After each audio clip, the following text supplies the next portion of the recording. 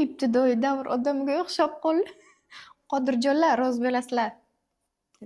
Qodirjonda kapillyar qon ketishi kuzatilmoqda. Bu yerda hech qanday bosimsiz va hech qanday pulsatsiyasiz qon suzib chiqayotganini ko'ramiz. Shamshodda esa arterial qon ketishi kuzatilmoqda va u juda kuchli bosim ostida kuchli pulsatsiya orqali qon suzib chiqayotganini ko'ramiz va u yorqin qizil rangda. Suhrobda venos qon ketishi kuzatilmoqda va u to'q gilos rangda. Hech qanday bosimsiz va hech qanday pulsatsiyasiz oqmoqda. Xo'sh, birinchi qaysi biriga tibbiy yordam ko'rsatamiz? Albatta Shamshodga, chunki arterial qon ketish bu juda katta xavf. Katta hajmda qon yo'qotish bilan xavf tug'diradi. Jugutni jarohat joyidan yuqoriroqqa bog'laymiz, chunki qon yurakdan chiqadi.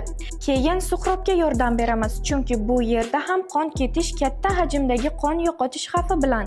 Biroq jugutni jarohat joyidan pastroqqa qo'yamiz, chunki qon yurakka qaytadi.